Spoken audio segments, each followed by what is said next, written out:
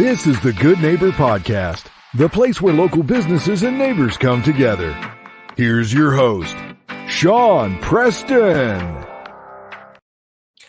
Welcome, everybody, to today's episode of the Good Neighbors Podcast. Today, we have a good neighbor joining us. His name is Francois Jaume from Blossom Lives. How are you today, Francois? I'm doing great, thank you. How are you? Thanks for having me. No worries. Glad that you got that code, the building code. You're able to make it up there. All good, safe and sound? Yes, all good. Very excited to announce that I have now an office space for Blossom Lives where I can practice here in Newmarket. So very exciting to be able to kind of film and everything as well. So it's very, very perfect timing. Very good. Very good. Well, happy to have you on the show. Let's dive right into it. Why don't you tell our listeners a little bit about Blossom Lives and what you guys are all about? Sure. So I like to start off really describing myself a little bit like a cognitive environmentalist, and really establishing the right environment for individuals, couples, families, teens to blossom. When you find the right environment, that's where Blossom Lives comes from.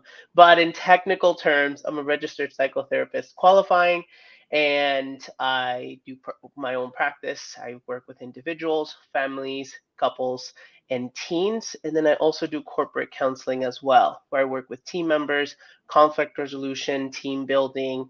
I also do some exercises, seminars, and workshops and things like that as well. So it's a little bit, I know it sounds like, wow, that's a lot. But overall, the main focus is always on the individual's perspective, and establishing that right environment for wherever we are and working with, and for individuals to grow and blossom.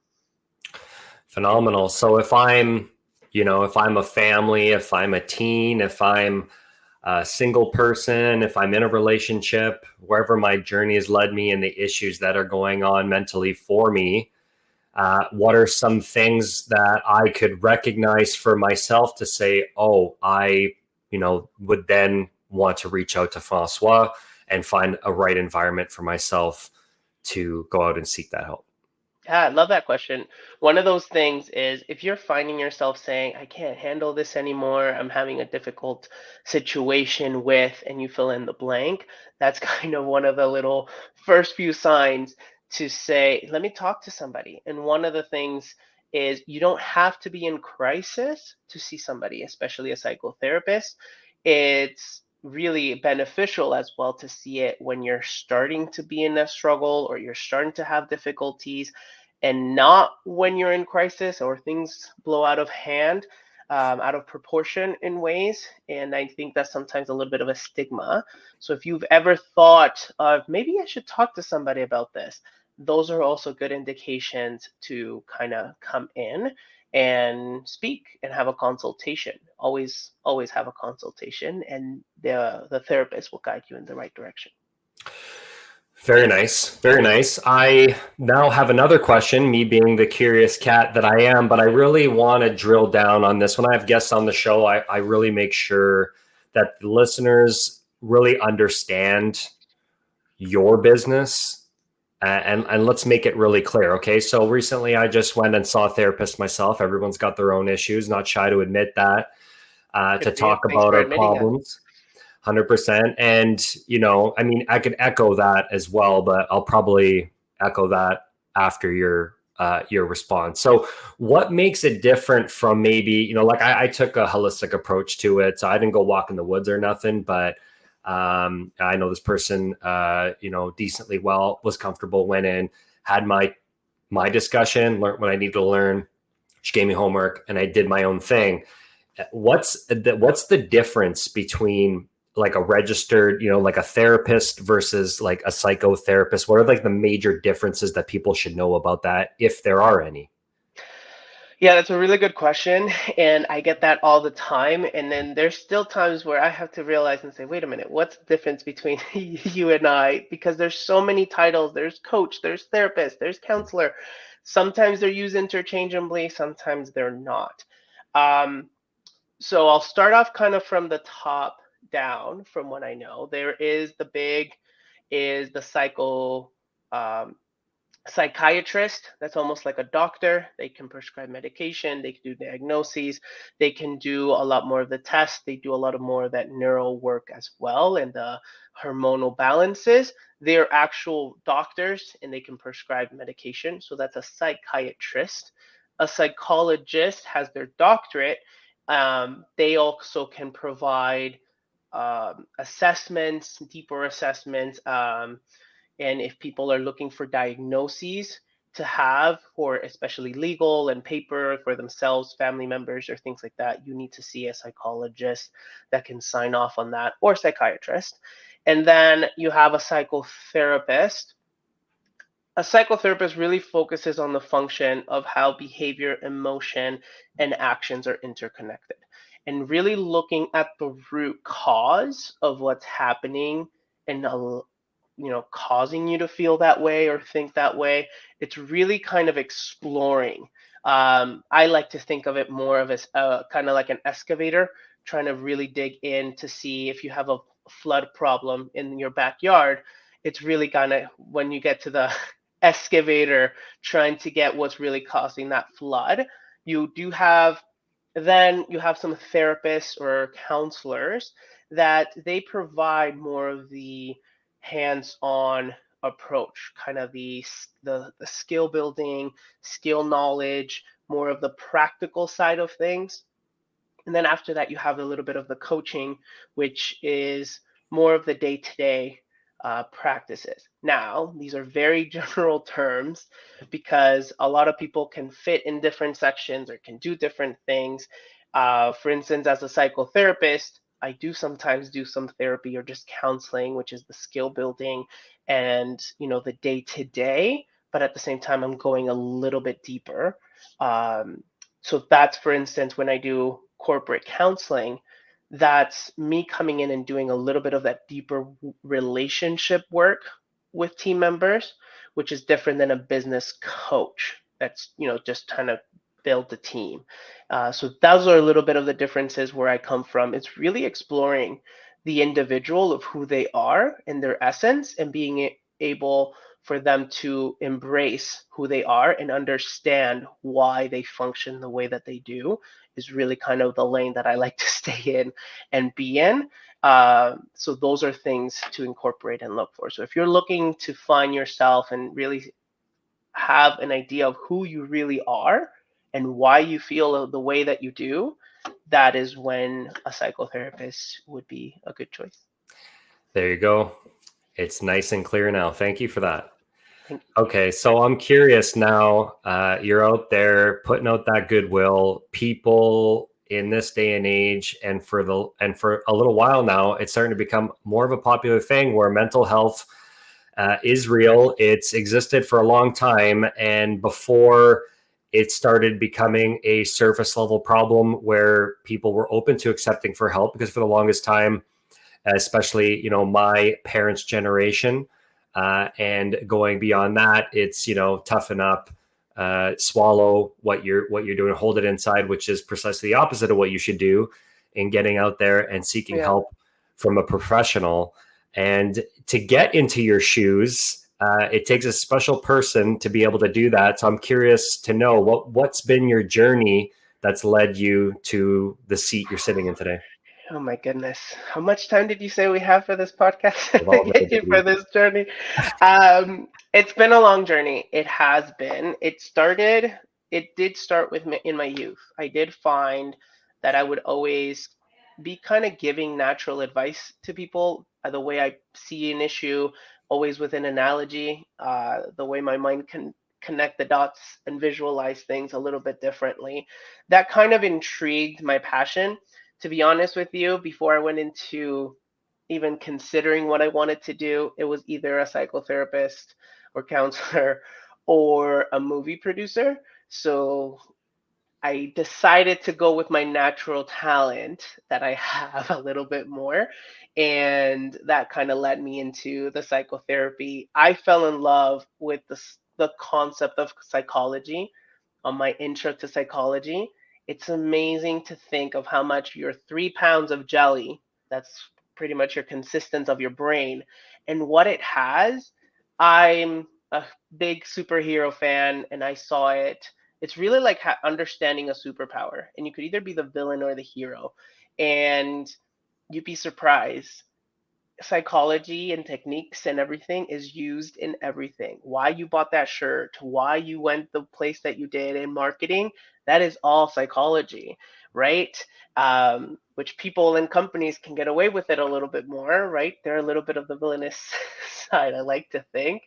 And, being a little bit of that vigilante of trying to help, those people is the way that I saw it. And I love to learn. The more I learn about it and how things are interconnected, for me, the holistic approach is great. But not to veer too far from that, because I can go forever.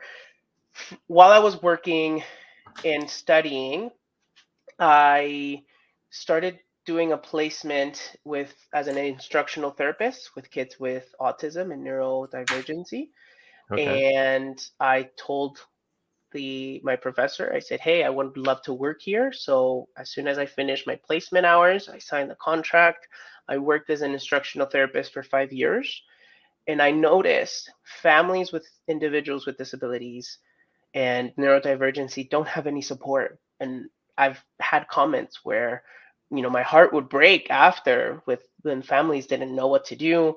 And I thought, okay, I need to do something about that. So then I went into the support services. I worked in group homes with adults and teens with different disabilities, and to get that firsthand experience. And always has been a passion for me to say, I need to do something for that.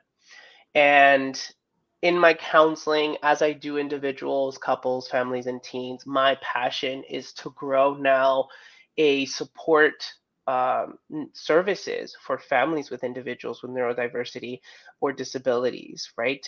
For them to understand. And a lot of the agencies have gone into that as well. But the family, right? There's siblings, there's parents. So Yeah. that's my passion where I want to take right now. As I'm starting off with general practice in a way and the corporate counseling. So if anybody knows or wants to talk about it, because it is a challenge. So that's kind of a little bit of the snippets of my journey so far. And now happy to say that I'm able to have a little bit of my own office here in Newmarket and start my own practice, which is very exciting. And a hurdle of its own, but very exciting to be here with you guys right now. No, congratulations. Awesome journey, and absolutely love what you're doing out there. The more people can find help, seek help, and get what they need, it just makes the world a better place. So commend you Right. for that. Thank you. Before I go on to the next one, you said superhero. So I'm a nerd myself. Okay. So I got to ask you, who's your superhero? Ooh, okay.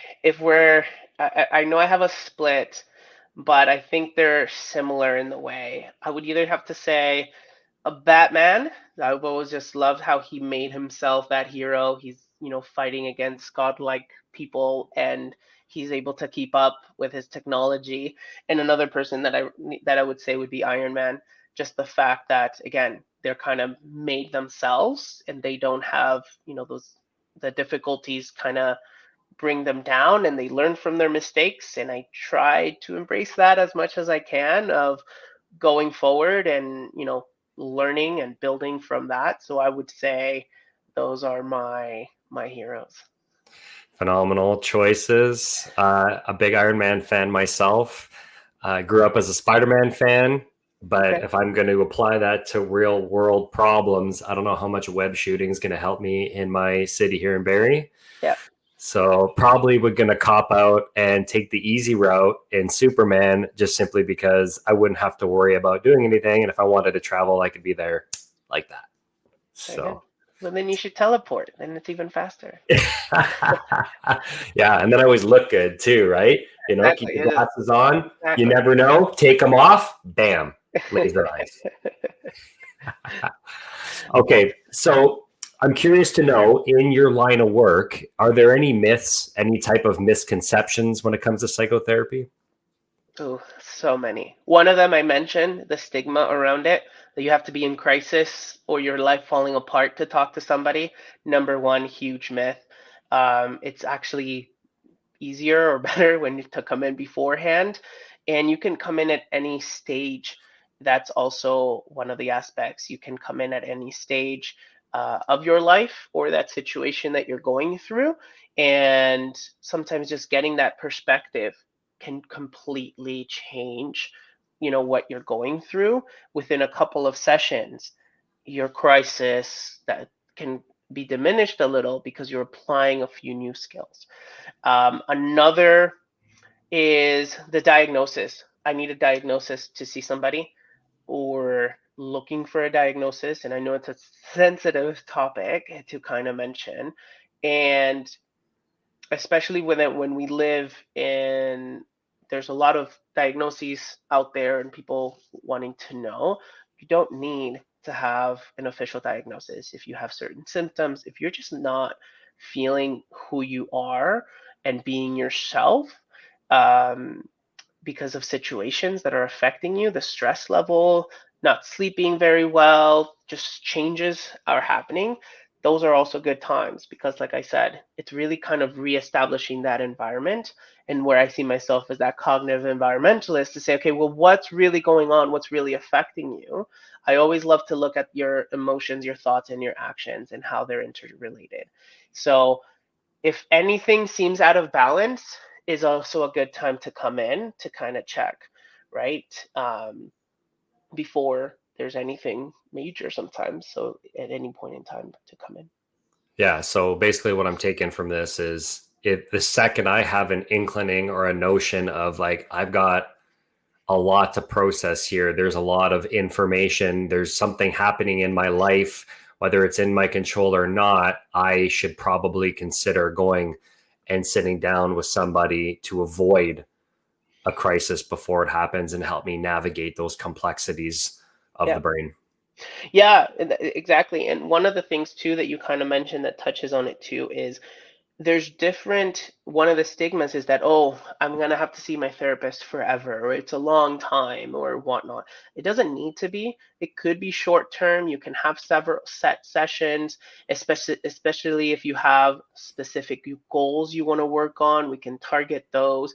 It doesn't necessarily have to be, oh, now I have to open up my whole life trauma or experience or difficulties.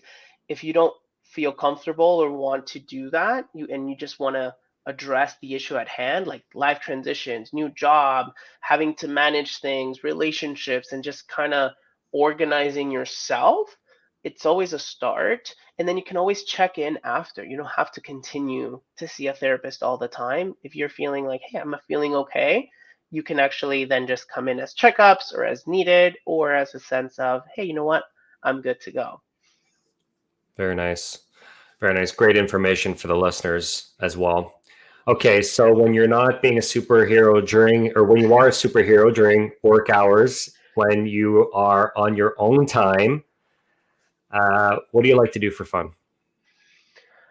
My number one unwind is I'll just watch, kind of stream something, usually some superhero movies or things like that, spies or something.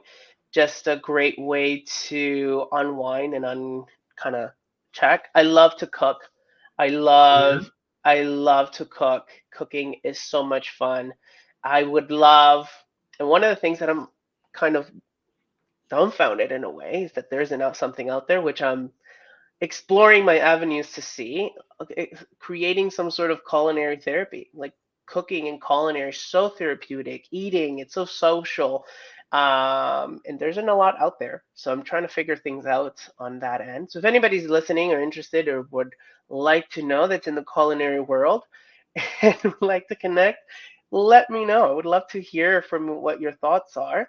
But yes, I love to cook. I love to kind of unwind, do my own recipe. I never follow recipes, so that's one thing. And just really connect with my family. I have a 4-year-old and a 10-month-old, Nice. so it's pretty busy a lot of the time. If I'm not being, like you said, a hero outside, I'm still trying to be a hero at home. So it's Nice. busy all the time. But I love to play with them and connect with them. Sometimes it's good to unwind and connect. Go for walks now that the weather's getting a little bit nicer around here in Newmarket. Fairy Lake is a great area to go walk around. So, what are some of your top couple of things? What's your like go-to? You're going to get in the kitchen. Maybe it's a Saturday night. You can get a little elaborate with it. What are you putting together? Most likely a chicken. We have I love chicken, but probably a chicken, stove topping it, making some sort of sauce, either a rice or a pasta. And yeah, either maybe sauteing or depending on what it is, grilling some potatoes, just kind of mixing it all in there. I like to open the cupboards and be, oh yeah, I have this here, and I just kind of mix as I Give me a little bit go. of that. Give me a A little bit of little that. bit of that, yeah. Now that the summer's coming up and the snow's leaving, gonna, degrease the barbecue to grease it up again, so kind of Yeah. get a little bit outside and grill some more. So yeah, that's kind of where I go. I love cooking. Have you ever done spatchcock chicken before? No, maybe I have. I just don't know the names of things. That's Okay, where I want to so connect to the culinary. we're going to have to take a general second and unpack this here because this is the best chicken I've ever had in my life. It's a go-to. It's a whole chicken, Okay. and you cut the spine out with the shears, and then you butterfly the chicken so it's flat. Okay. Yeah. And then you can marinate it, season it, however you like. Yeah. You put it down, grill on about, medium high Okay. for 10 minutes or so. Yeah. Get Right? that crisp And on that. Get yeah, that crisp. breast down. That's going to get the chicken breast to start. Then what you do is you flip it upside down, breast up, and you put it on the top rack. You can cook it indirect or direct heat, but you still want to keep it that 350 in the barbecue. And then you have your meat thermometer in there to check, because depending on the size of chicken, it could take 30 to 50 minutes if it's indirect, not indirect. So obviously you want to cook it properly, but I'm a dark meat kind of guy, and I have to say I prefer the white meat when I cook it that way, especially if you get a good marinade going. I highly recommend, if you're a chicken guy or if you're a chicken fan, generally speaking, for our listeners, 100% try spatchcock chicken. It's got a weird name, I know, but it's phenomenal. I want to do that with a turkey now. I'm gonna upgrade it. See, I don't follow recipes. I'm sorry. I'm gonna upgrade it. I'm gonna do it with a turkey on the grill and have that going next Thanksgiving. Hey, that's my idea for Thanksgiving now, or anybody listening. So, Very nice. Keep me posted on that. I want to yeah, know. exactly. Okay, so maybe on a little bit more of a serious note, everybody's got their way of navigating through life, and sometimes things get thrown at people a certain way. And whether you have the professional help or not, but people still have to navigate that. It's your own mind that's in your own head. Yeah. Have you ever come across, a life hardship, a challenge, that occurred where, you overcame that challenge? It made you better, made you stronger for it? I think I'm going through that right now, to be honest, and it's really kind of setting my name, establishing things. I'm doing things that are different, right? All of these little niches that are coming out. For me, it was really venturing on my own and starting what it would be a private practice. There was a time that I thought an opportunity was going to be great where I was and started, and things didn't end up well. And it was almost as a no, let go, however you want to call it. The door shut, closed, almost in your face, did not feel very great. And it has been difficult to manage at first, to say, wow, what am I going to do? I'm starting and everything's going this way. But that really launched me into the trajectory where I am today. If I did not get that door closed, I would not have forced myself to say, you know what, I need to go out there. I need to grow. I need to find something. What do I need to do? What's missing? So that was kind of a huge, it did take a little bit of time. And like I mentioned, as a psychotherapist, doesn't mean I have my life together. Another stigma or myth that people think I do is that I have my life perfect. No, I still seek, like you said, counseling, supervision, and things. I still need that. And it took a little bit of a process for me to take and shift my mind of what I lost to Yeah. what I gained, and what I was able to gain in self, my independence, to be honest, as an independent contractor and business owner, to where I've taken my business within a less than a year is something that I'm really proud of, and that I'm, kind of going. And like I mentioned today, this room right here, let me give you a little tour around. It's a little Yeah. bit of a Right. cranny that was able to get here in Newmarket, and I'm so happy for that. I was able to find other opportunities, and I think that's one of the things that I've learned the most is really, and I work with that with my clients as well, not what are you lost from the situation, because a lot of the times we focus on, oh, I can't do this, I can't do that, or I lost this person, I lost this, and we focus on on what we lost, and we don't focus on what we gained, or what the opportunity or the possibility of what we can gain. So that's something that I've learned from, and I'm learning and I'm processing. There's still times where I'm like, oh my goodness, and beat myself up for things, but then it's that reminder of, wow, look at all these things that you have now. And been able to have an association with, as well as in Aurora. So I'm working from Aurora all the way up to Barrie. I cover north end of Barrie, south end of Barrie, now Newmarket and Aurora.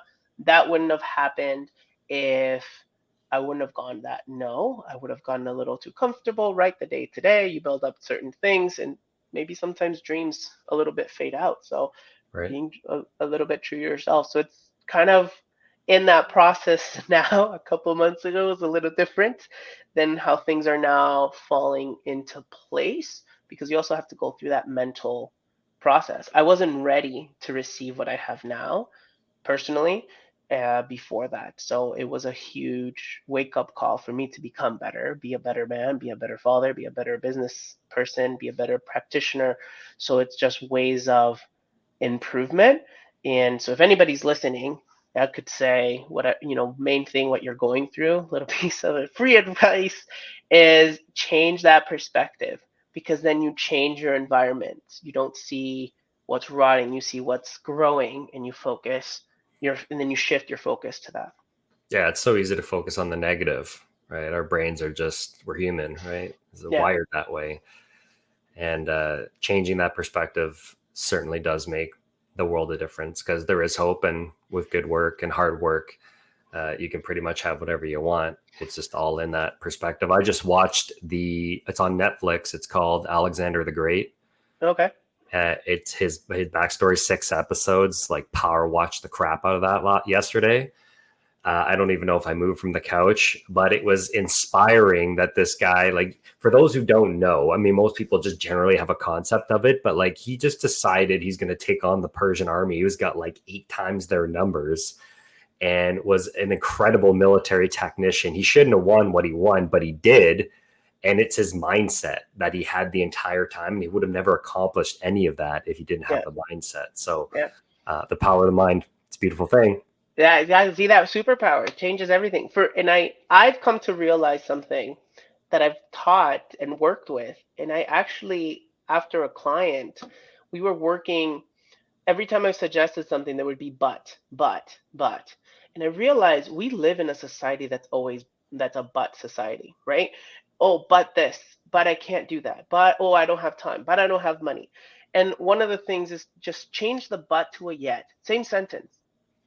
And if you change that but to a yet, you've just completely changed that phrase. And that, one of the things I believe in is language has a huge power, right? And what you say and how you say things Yeah. changes the meaning.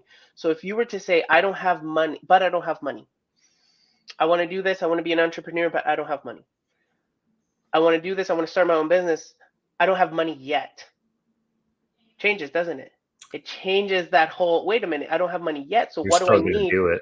What do I need to get to that next step? And if you change yet to even though, it changes a whole meaning. Imagine this.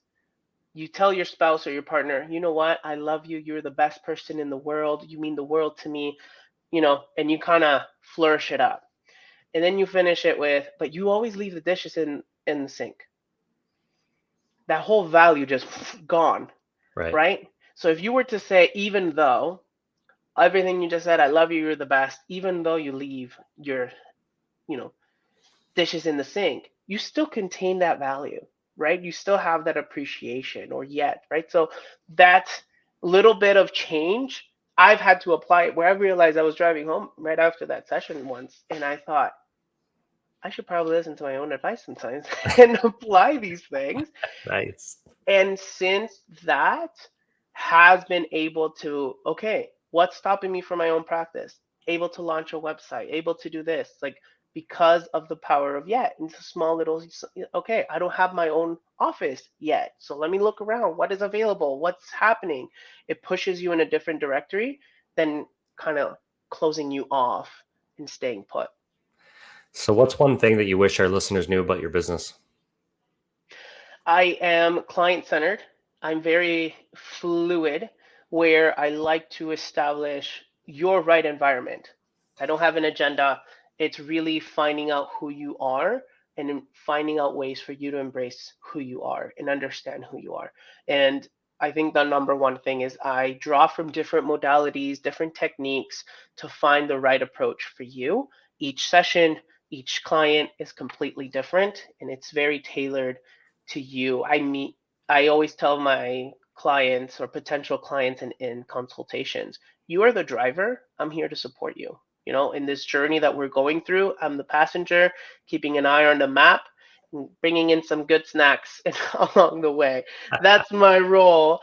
So if you'd like to, take a little bit of that bit of journey where you can really explore yourself, is really the essence of what I do, and everything that I do. That's the essence, of finding the best approach and environment for each individual.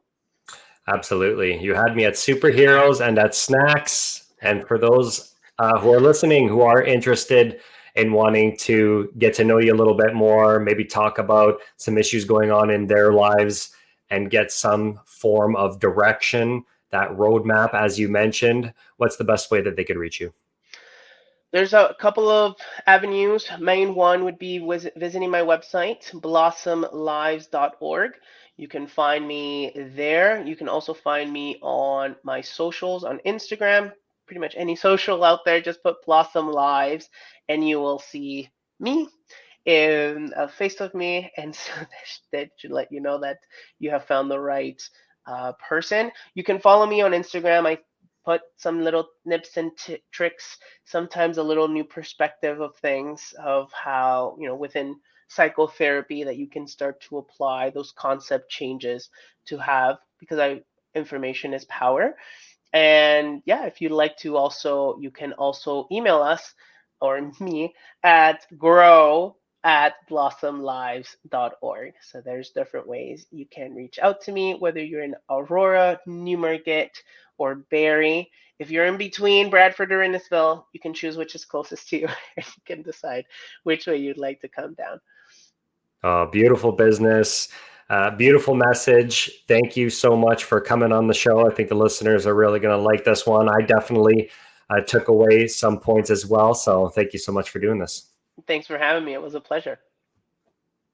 Thank you for listening to the Good Neighbor Podcast Midhurst. To nominate your favorite local businesses to be featured on the show, go to gnpmidhurst.com. That's gnpmidhurst.com, or call 705-413-3775.